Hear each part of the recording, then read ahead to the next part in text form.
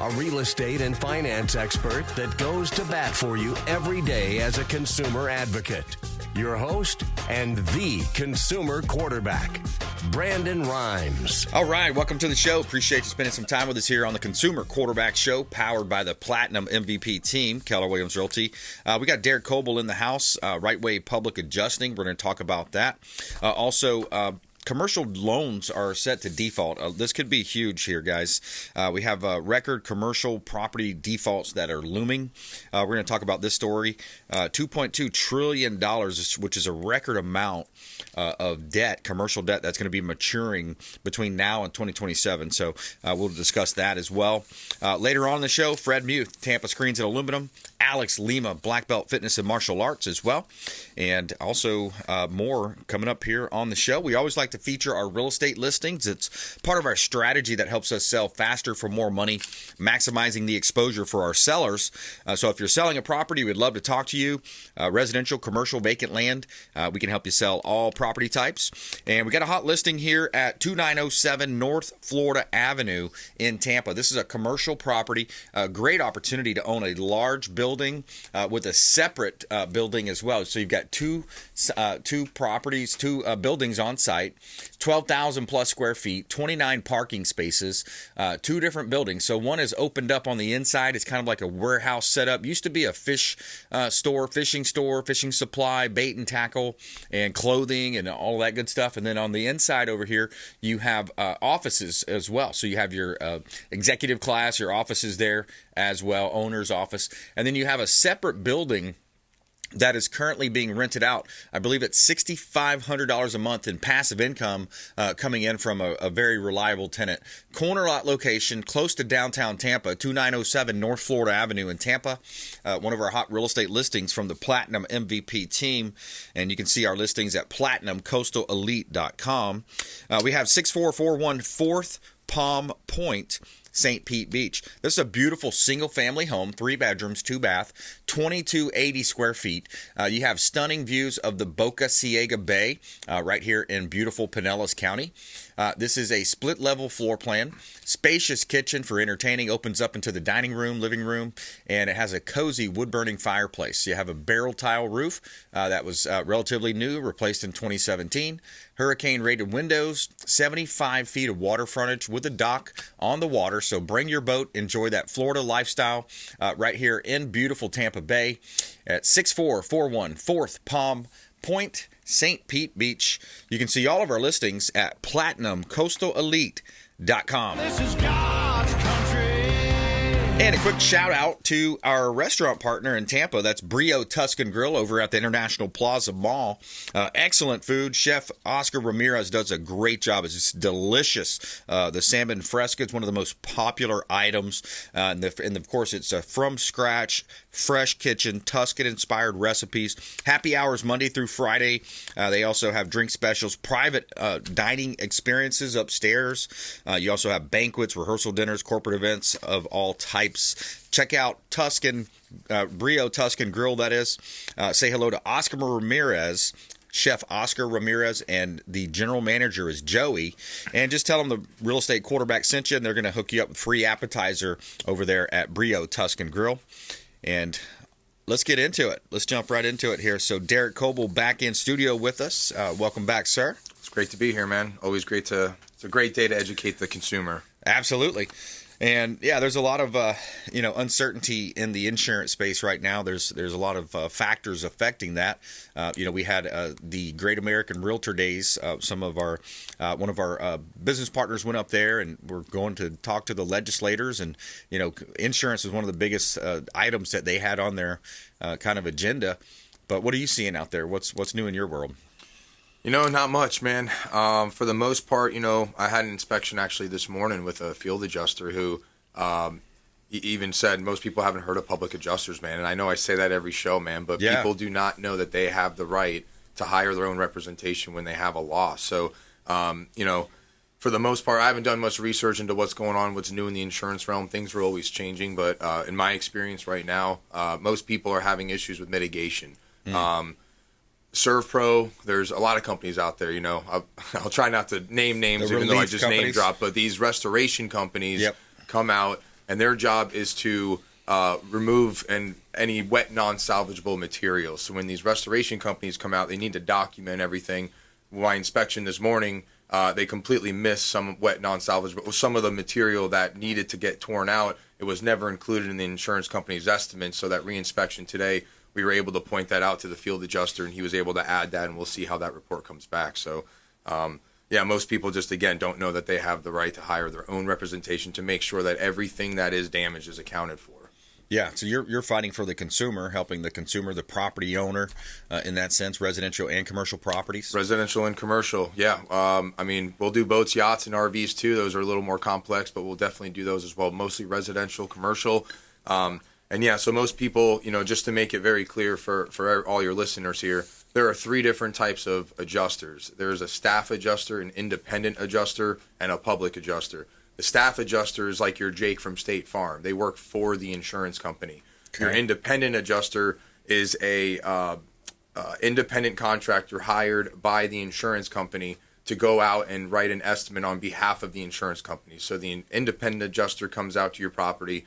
Very friendly people. And for the most part, I don't have any issues with those independent adjusters. They just don't have any authority. They just come out, they write a report, they write what they feel needs to be repaired or replaced, and then they submit that report to the insurance company. They do whatever they do with that report. That's still the insurance company's investigative evidence for the most part. As a public adjuster, we are the only adjuster who represents the homeowner. We're the only adjuster who has there's no incentive for us to work for the insurance company at all. We strictly work for the consumer to make sure that every piece of damage is documented, to make sure that every dollar is accounted for, and your policy is working at its peak performance to ensure that you fully recover for your damages so you can make all the proper repairs. Yeah, that's important to know your rights, know what you should be doing as well. The preserving of the property, as you mentioned last time, as well. You have rights as a homeowner, and a commercial building as well fall under that line. But you have certain things, certain responsibilities as well to minimize future damage. And I think that was a good point that you drove home last time as well. Yeah, that's part of the duties after a loss. Part of that is filing your claim promptly. So I actually had an inspection on a commercial property yesterday where they have damage to the roof, and there's actually a few leaks on the interior ceiling. You could see all the leaks, but then when you actually look into it further, you could see all the water damage in the walls. You could see how it actually affected inside the walls, and the normal eye isn't going to catch that. So if you have a professional adjuster who can go out there on your behalf and really put an eagle eye on everything, on every square foot or inch of that property, right, we make sure everything's accounted for. So some issues that we run into is people don't file claims immediately once they incur damage. Some people don't even know that they have damage. I just actually got a referral the other day. This young lady actually had damage from a storm probably about a year ago, according to the roofer. And I asked her, I said, why didn't you file the claim when it happened? And she said she was in an abusive relationship. So she left the property for about 6-7 months, wow, left the state. She came back and then started to realize there was issues.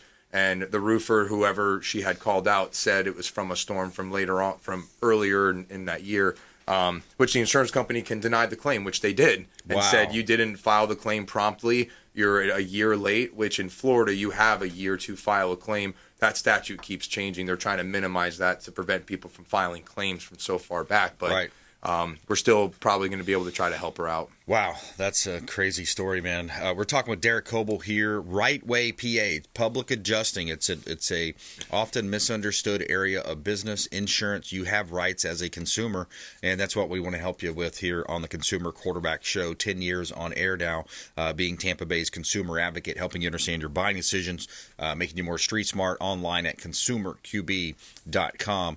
Derek, it kind of reminds me in a sense of the appraisals. When you have a purchase and sale contract, and this happens from time to time with our team. We're up 60% year over year in business, closing just shy of $40 million in volume last year, and our offices did $2 billion in sales. But when you hear these stories, it kind of reminds me of an example of when the appraiser goes out to appraise a home. Let's say you have a buyer seller, they agree on price, they have an executed purchase and sale agreement. Now, the part of the process is to have the appraiser go out and inspect the home. Now, these appraisers aren't bad guys. They're not trying to kill deals, right? Mm-hmm. But, it's amazing how much the emotions come into play on a residential property. So whenever I have this situation come up, and we just had one, recently where the appraisal came in a little light, about probably, I think it's around $11,000 less than the contracted sales price. And then the owner wants to get upset about that. And you say, look at it this way. The appraisers, they have to abide by the it's USPAP, the Uniform Standard Procedures Act and Appraisal or something like that. They have to do what they have to do. They're not out there trying to kill deals. But so in this sense, the appraisal comes in less than the contracted sales price. And then, my dialogue with my seller, of course, is with empathy and with empathetic. But in a sense, to be direct, you'd basically say, look, you got maxed out here. You should be happy that the appraisal got cut. And I know you're in a sense you're like, wait, why am I happy? Because I'm getting less than I contracted on a sales price. But from an appraisal standpoint, you should be happy because they maxed you out. They're trying to make the deal happen, so they gave you the maximum amount as far as based on the comps. So sometimes you go into those situations where this kind of thing happens, and it's a little known area. Sometimes the buyers will pay a little bit more in the right market, but this market right now, it's maybe not the right market for them to overpay. Essentially, you'd be asking the buyer to overpay for an asset, to overpay for the house, right? Because it didn't appraise at that number. So now it comes into a little negotiation, or the buyer can sometimes draw a hard line and say, no, if you're not reducing it to the appraised value, then we're going to cancel the contract. So we're in a very similar business. Yeah, kind of similar in a sense, but different ultimately. But the point is, these appraisers, they're not trying to make deals, to kill deals. They're doing everything they can to keep the deal happy. The last thing they want is people getting mad at them, calling them, or trying to look them up online, leaving reviews. Why'd you cut my value? Everybody has a job to do. Yeah. Just like at the insurance company, they get hired. They're told what to do. They're told how to do the job. And they do the job the way that they're told to do the job. They don't know any better. Most people that work for insurance companies have never been public adjusters, so they don't know the way of how to work for the actual consumer themselves. Right. And you also hit something on the nail on the head, man. The emotions. Yeah. When, especially, I'm sure during the buying and selling process, people are very emotional about selling their house or their asset, but people are buying their largest asset, so you want to protect it. So when something happens to it, people think immediately off of emotions. They don't think logically and look through their policy and try to really sit back and separate the two entities and try to really focus on what they need to do. They make quick decisions. They hire companies to help them. And sometimes that's most of the time where you found that's not in the best benefit of the homeowner. Absolutely. All right, we're going to take a quick break here. More with Derek Kobel on the flip side. Also, commercial loans are set to default. This is an interesting story. We're going to talk about this. $2.2 trillion, a record amount of money of loans, that is debt, real estate debt, will mature between now and 2027. We're going to talk about that coming up here on the Consumer Quarterback Show, online at consumerqb.com. Thanks for listening to my daddy's show. Please make sure to send him all of your real estate deals and subscribe to the Consumer Quarterback Show podcast on iTunes and Spotify, or check out our YouTube channel. Have a blessed day. To get in touch with Brandon, call 727-263-3707. Online at consumerqb.com. Dennis Prager here for Brandon and Lindsay Rhymes, owners of the Platinum MVP team at Keller Williams. Buying, selling, investing in real estate, their nationwide Keller Williams network makes them the best team to work with. Sellers, have your property featured live on air, creating multiple offers. Buyers, leverage a unique system that gets your offer accepted, never overlooked. Call or text 813-750-0550, 813-750-0550, or consumerqb.com. I want to give a special thanks to Satellite Phone Store. They just hooked me up with this beautiful satellite phone, and it's a gorgeous phone. It's a great device. It's a safety device as well. Think about it. If you're out on the boat 40, 50 miles out, maybe you're going hunting or you're going hiking in the woods somewhere, you run out of cell phone service, or who knows, maybe a possible terrorist attack. It's not like our politicians aren't entrenched in all this stuff going on overseas, all over the place, all over the world. Could be a terrorist attack. They could attack the power grid. They could attack the cell phones. Who knows what they're going to attack next?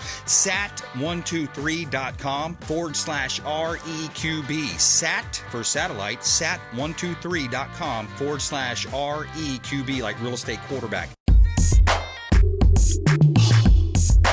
You're listening to the consumer quarterback, Brandon Rhymes, cutting through your typical media nonsense and offering you a rational and unbiased perspective on current events and life in Tampa Bay.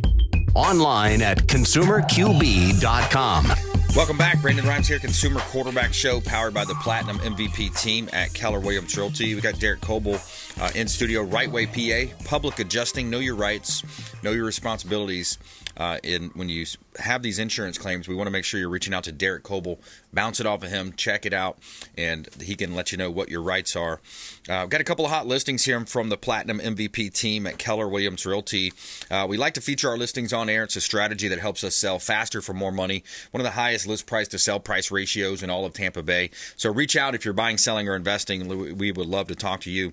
100 Bluffview Drive. We've got 2 units for sale in this building, 2 condos for sale. 409C is one of the properties that we have. This one's a 1-bedroom option at 100 Bluffview Drive. 409C, Bel Air Bluffs, beautiful property, 1 bedrooms, 2 bath, 1,050 square feet, stunning waterfront views, and this is a beautiful condo building. You have great amenities, heated pool, shuffleboard, barbecue grill, picnic tables, and more, and beautiful views of the Intercoastal Waterway. Also, 606C is the 2-bedroom option that we have. So we've got 2 listings in the same building and a great opportunity to own real estate here at 606C and Bel Air Bluffs. It's 100 Bluffview Drive, 2 bedrooms, 2 bath, additional bonus room as well. You have 1,440 square feet. Now, with this unit, you have in-unit laundry, which is a big deal when you're in a condo, to be able to have washer and dryer inside your unit. And the same amenities as well, heated pool, shuffleboard, barbecue grill, picnic tables, a couple of beautiful condos there. You can see all of our real estate listings at platinumcoastalelite.com.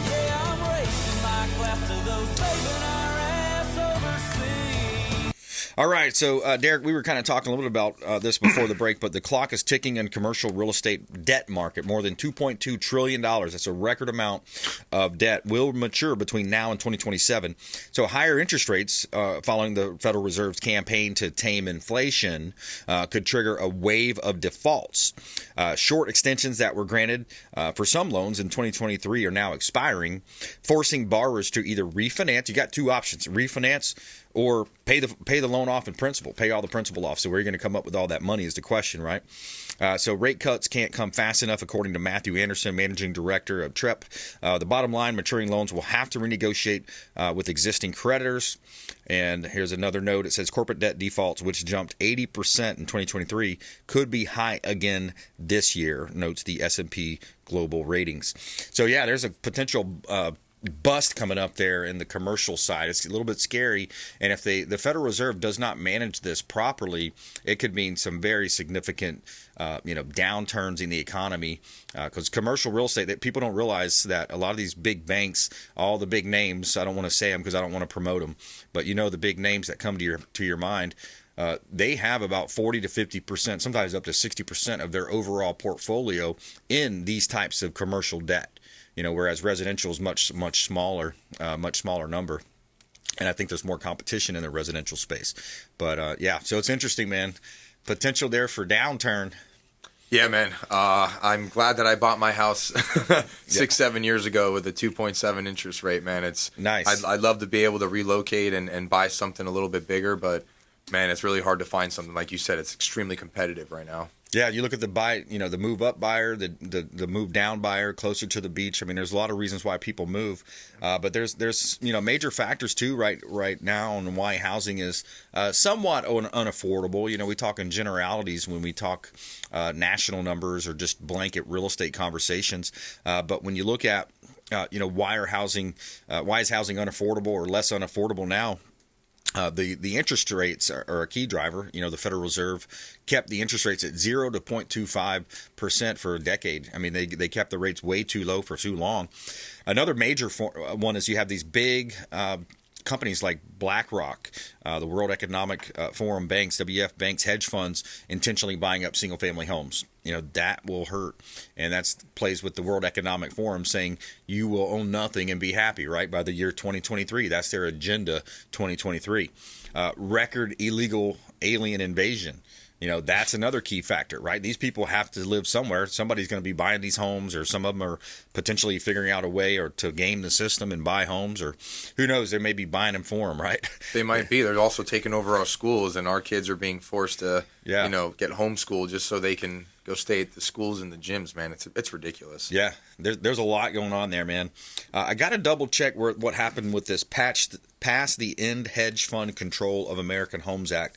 I was looking that up between the break there, but I want to see, because that bill has been introduced. It's called End Hedge Fund Control of American Homes Act, that would force big investors to sell off all the single-family homes they own over 10 years, and eventually ban hedge funds from owning single-family homes entirely. Wow.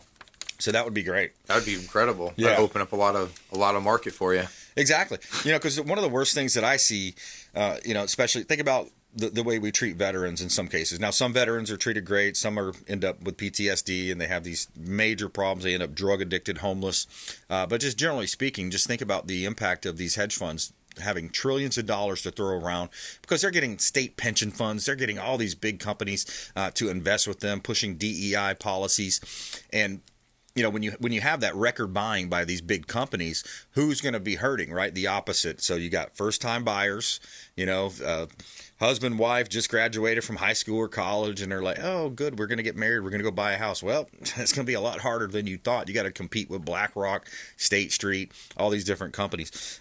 Secondly, you have veterans as well. So, the veterans that are coming back, they want to use that VA certificate. They want to utilize that 100% financing, but in a lot of cases they can't.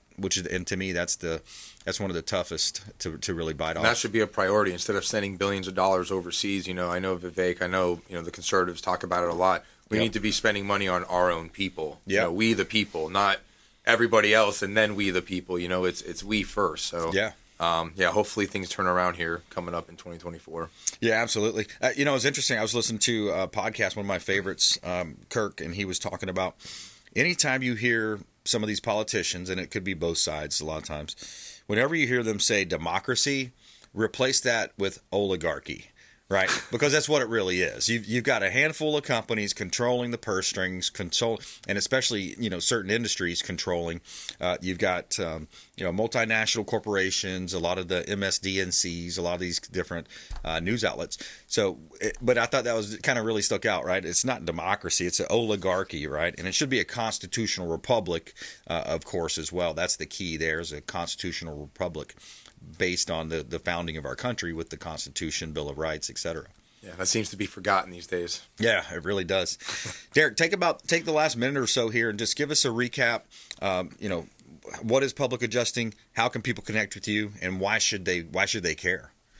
Well, so there's a government study that came out called the OPAGA report, and the OPAGA report showed, it was in January of 2009, and it showed that those who hired a public adjuster during a non-hurricane event recovered 747% more on their claim during a non-hurricane event.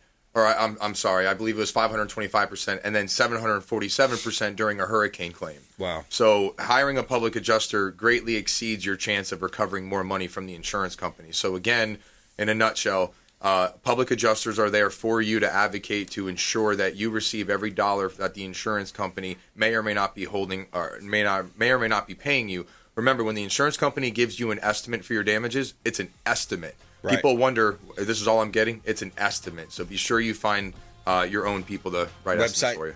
www.rightwaypa.com. Rightwaypa.com. Derek Kobel, always a pleasure having you on, man. Love having it, man. Thanks for having me. All right. Hey, taking a quick break. Coming back, Fred Mute, Tampa Screens and Aluminum Contractor Extraordinaire, and Alex Lima, Black Belt Fitness and Martial Arts coming up here. Consumer Quarterback Show, consumerqb.com.